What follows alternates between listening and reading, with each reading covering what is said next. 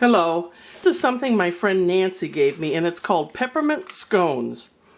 So for peppermint scones, you're going to need 2 cups of flour, 1/4 cup sugar, 1 tablespoon baking powder, 1 teaspoon salt, 1/2 cup of butter cold, 1/2 cup whole milk, 1 teaspoon peppermint extract.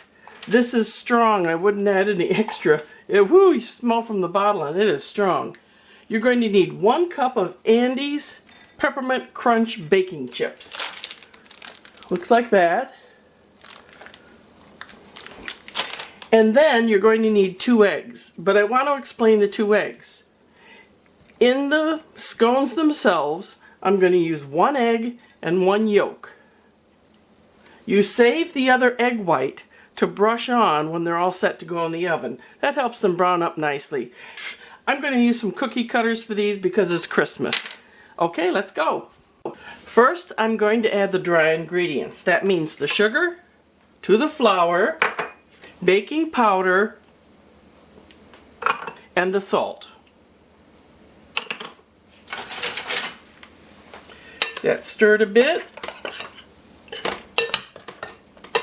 You do need a couple of things you probably don't normally have on hand for this. You may not have the peppermint extract, and I definitely didn't have the Andes little chips.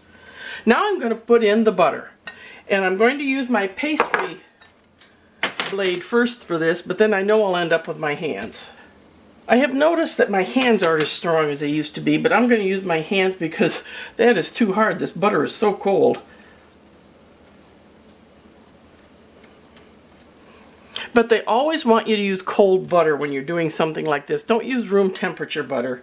I'm going to continue to work this in. Alright, I want to show you, see there's you can see little bits of butter in there yet. They're not big globs, but it's just like crumbs. That's weird to do this with, I've got some arthritis in my hands. I used to have a grip that would bring you to your knees if I shook your hands, but oh, the fingers, they're just locking up a little more on me. Okay, that is good. Now we're going to add the liquid. In goes the milk. In goes the peppermint extract.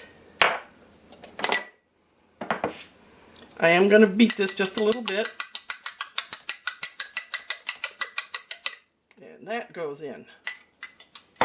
Now I stir all this, and I imagine I'll end up using my hands.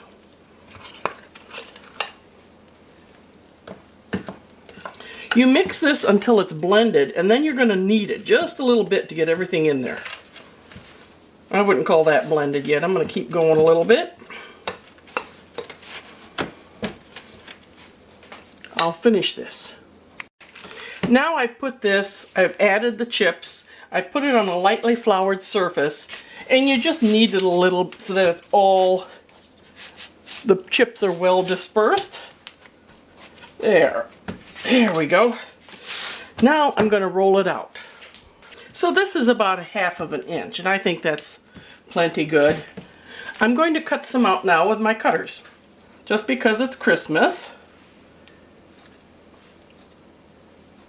And I will finish this step and show you what I come up with. So I cut quite a few into shapes, but now I'm just going to make the regular scone shape here, like I did with my peppermint scones. I'm just going to do wedges.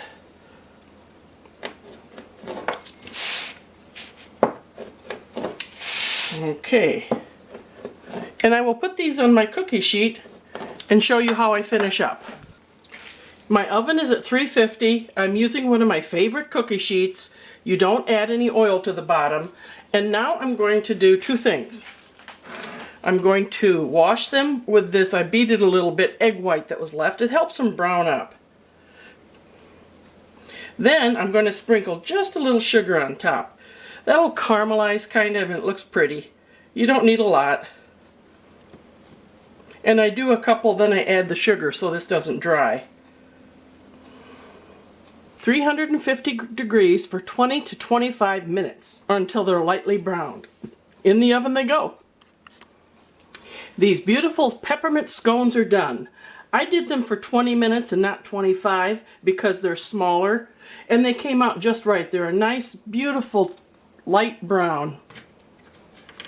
I could really smell the peppermint too when it was baking, the mint of the chocolate chips and the extract.